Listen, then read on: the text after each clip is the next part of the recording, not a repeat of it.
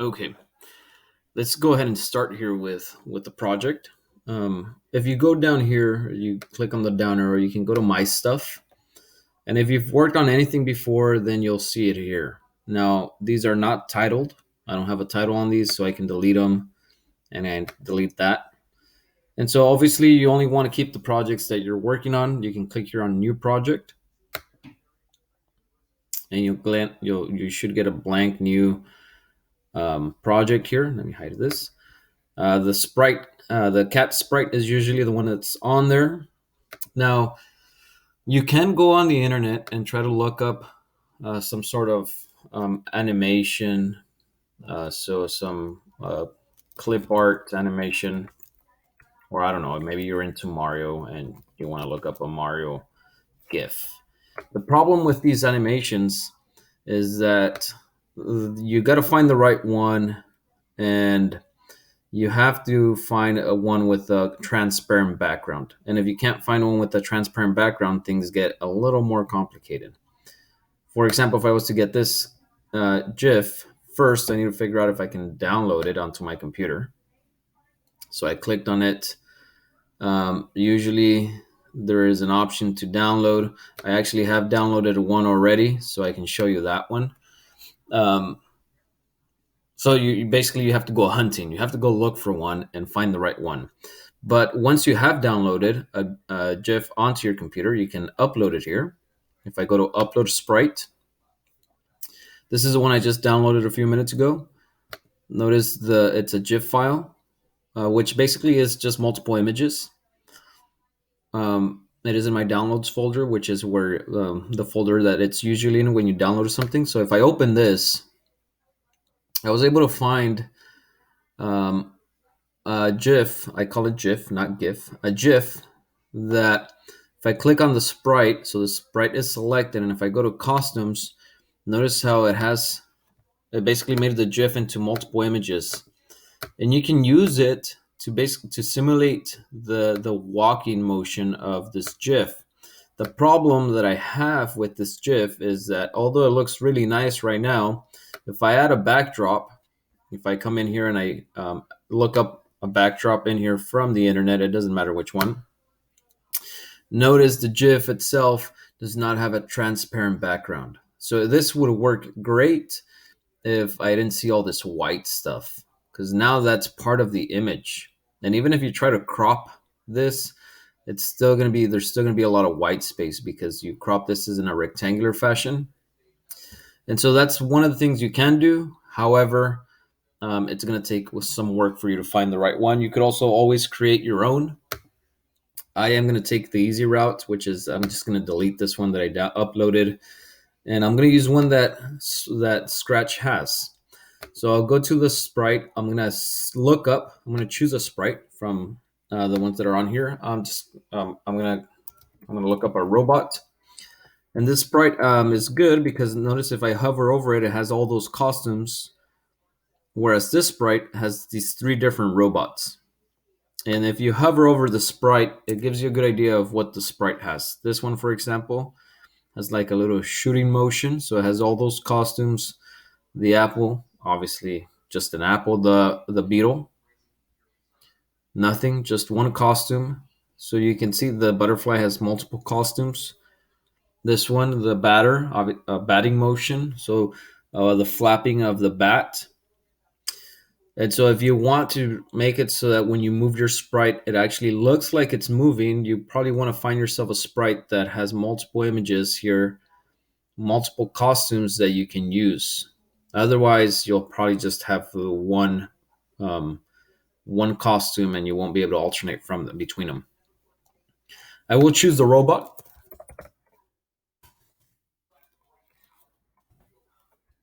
I'll pick this one. It adds my sprite. If the sprite is selected, and if I go up here to costumes, notice it shows up all these costumes. So they're all in there. Now it is a robot, so I'll probably add a backdrop, a stage here. Choose a backdrop, something that's appropriate to a robot, maybe something dealing with space.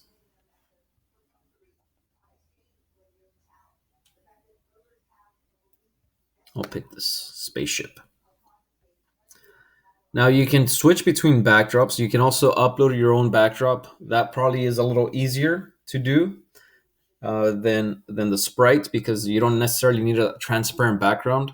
However, of the aspect ratio, so notice the aspect ratio here is almost square. Like maybe this length is almost exactly the same as this length. Not quite, but if the aspect ratio of the image that you downloaded from the internet does not match this aspect ratio, which again is basically the ratio of the height to the length, then you'll probably see like some white strips. Like if you upload your image, it might not quite fit this rectangular box.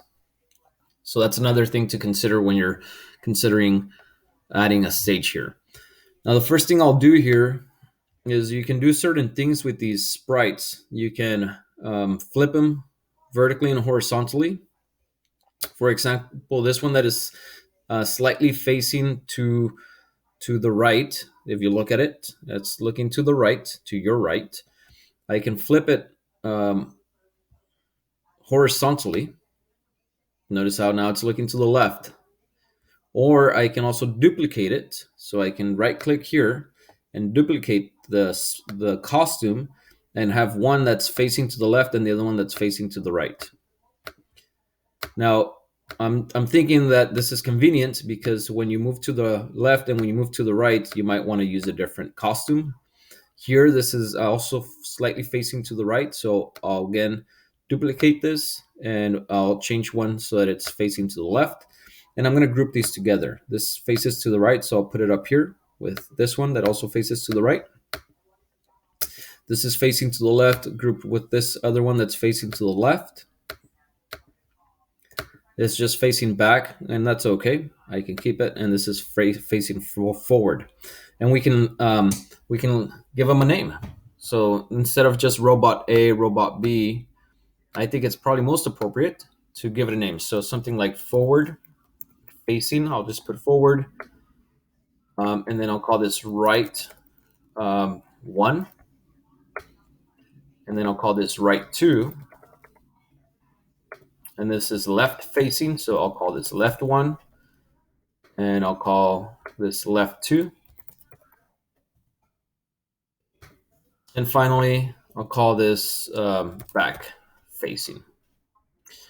So there it is. I have my costumes, and we can alternate between the costumes. Okay, I have the stage here. The stage, you can do other things with it as well. You can maybe flip it horizontally. Notice it actually changed. Flip it vertically, it's upside down now. So you can do plenty of things with this. I'll keep it like that. You can fill. I haven't tried this out, but I imagine maybe it kind of messes around with the background. You could actually even add other stages. You don't have to just restrict yourself to one. If I want to look up another space stage, a backdrop, maybe one that kind of goes a little more hand in hand with this one, a space city here. And notice that I have this two stages here.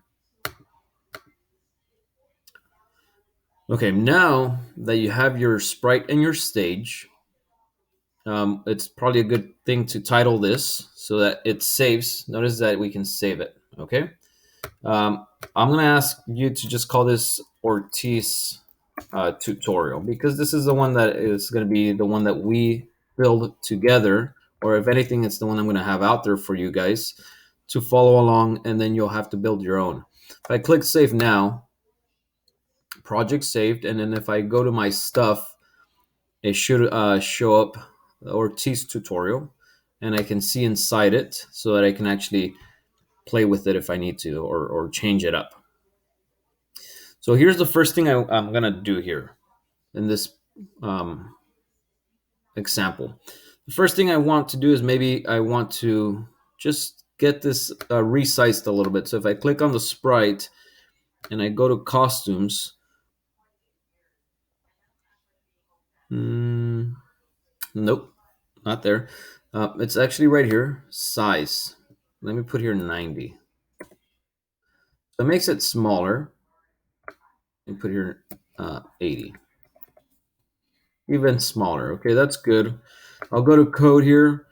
I want to test to see if that size stays the same. So I'll go to control events, and I'll say that when I click on the flag, I want the looks where I have the size here. I want set size to 100. I wonder if it will increase its size again if I click on the flag. Yes, it does.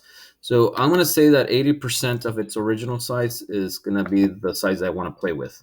Okay. Now, there's this forever loop that basically executes everything within it forever. Forever.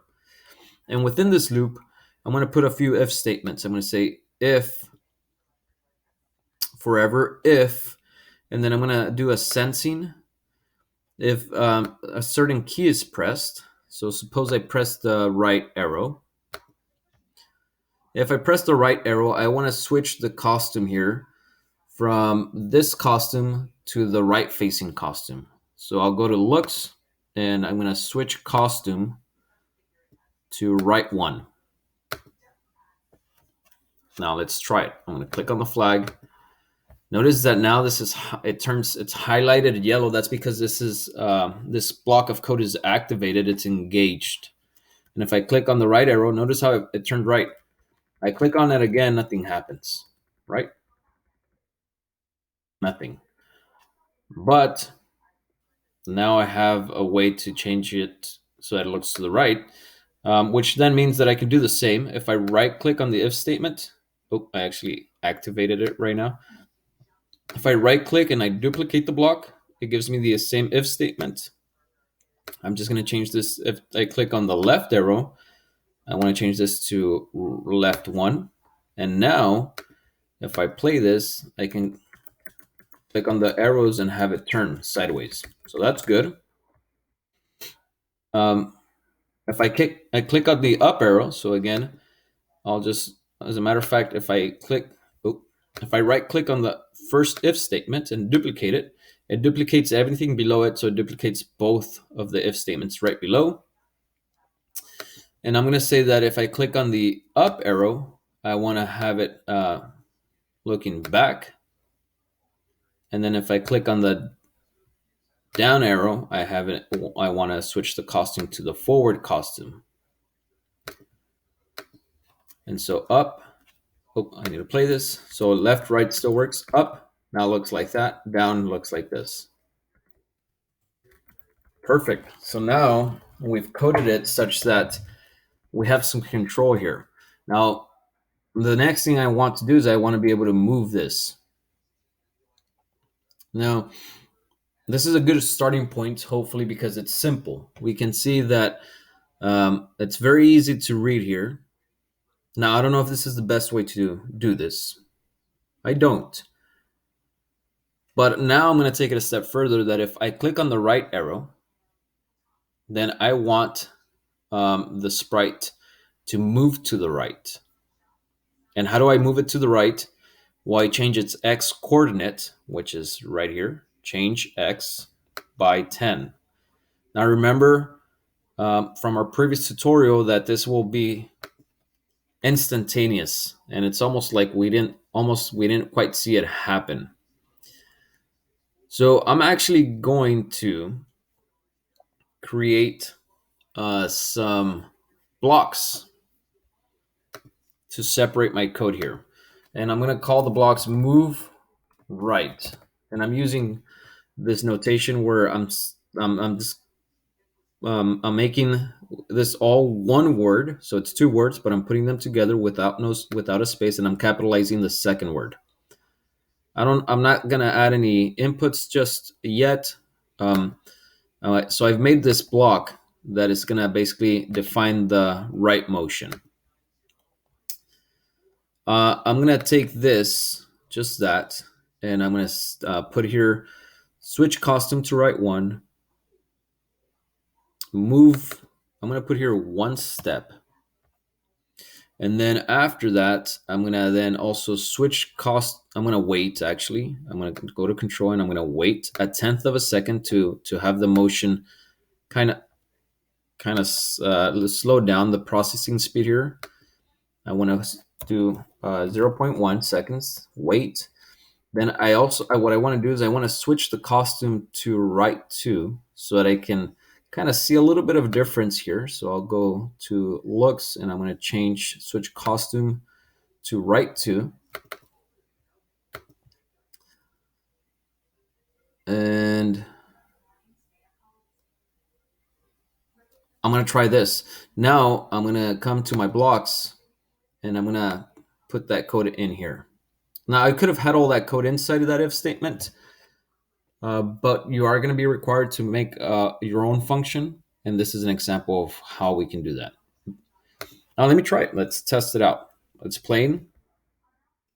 Notice that it's moving here, but the motion is very, very kind of like almost like pixelated, lagging in a sense. There's only motion to the right now because that's the only thing I have. So um, we need to make this a little smoother. Okay, we do have to make this a little smoother, but we have some motion here.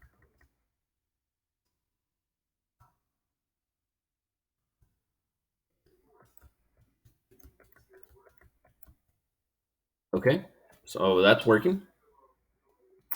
I want to test this and I want to see how this works. Um, First, the thing I want to reset the location of the sprite to the very center. So I'm going to go to have it go to 0 0 every time I press on the flag. So now notice it goes to 0 0. I also am going to try to I want to see what happens here. Where what if I put a loop in this so that it repeats it more than once? So if I press on the arrow key, maybe I want to repeat this motion at least 2 times.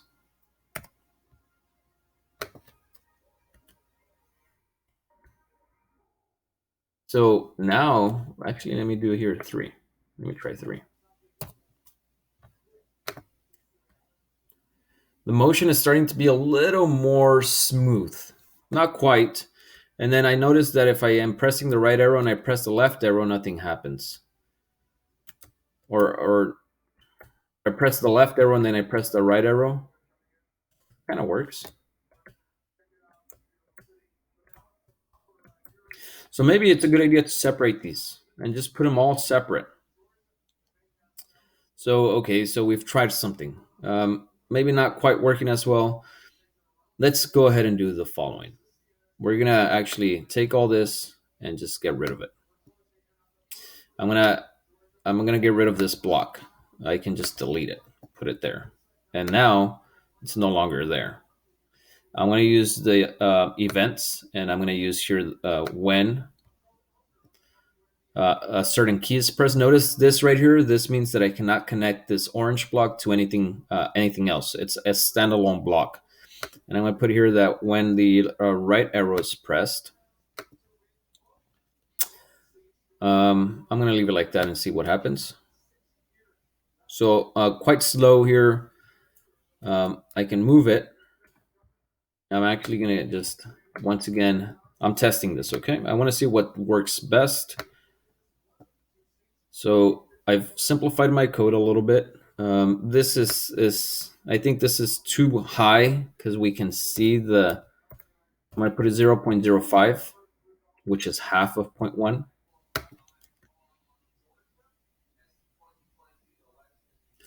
Okay, not great, but let me increase this by maybe 2. Moves faster, so I'm moving two little steps at a time.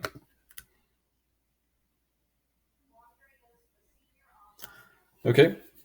Now I can do the same for the other ones and see if this works. Actually, there's no point in let's just right click and duplicate the whole thing. Put it here, and now we're going to do here left arrow. We'll do left 1. We'll change X by -2 so that it goes to the left, and then we'll do left 2.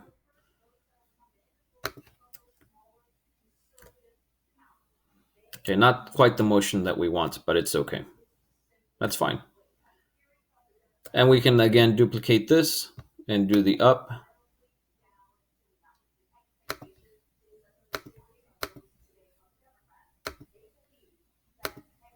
and this would want to facing back, and we don't want actually to change X now, we want to change Y.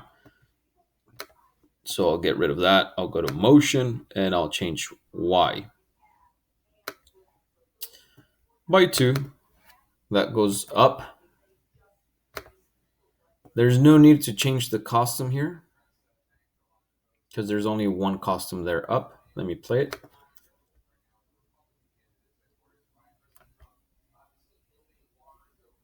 Okay, the motion is really slow when I press this. Let me try to see if increasing this to 5 steps and then negative 5 steps.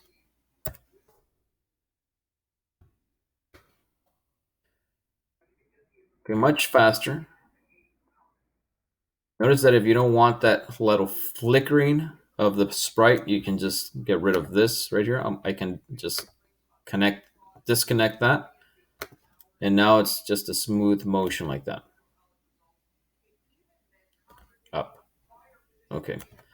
So 5 steps seems to be still kind of slow. I guess it all depends on how fast you want this to move. Um, we can add these if we want to see that little flickering motion. And then finally, we'll do the down motion, where when you click on the down arrow, you want the costume to change to the forward facing one. And we want it to move. Okay. Oh, it's actually going up still. That's because I need to put negative 5 here. Okay. There's the motion. There's the motion. I wonder what happens if I get rid of this weight. I'm going to do it only for the up motion. Oh, okay. So that goes quick. And then if I get rid of this one, it moves down fast. So let me try doing it for here. With the right motion. Notice the left one is the only one that I have on right now. So I guess it's going to depend on how you want this to move. But what I want you to take out of this whole thing is how we've basically built this in such a way that we allowed the user, that means that's you right now, to be able to move the sprite however they want to use it. We switch costumes if we want to kind of simulate the motion, the physical motion of the robot. You know, it's like sputtering. The robot is left and right. When we move up, we switch the costume and we change the Y, so on and so forth. So it is one of these tutorials where, if anything, we kind of got started here with the motion of a sprite. I used a robot and I used a spaceship as my background, but obviously you have a lot of freedom here to do what you want to do. But this is one of those first tutorials to help you get started.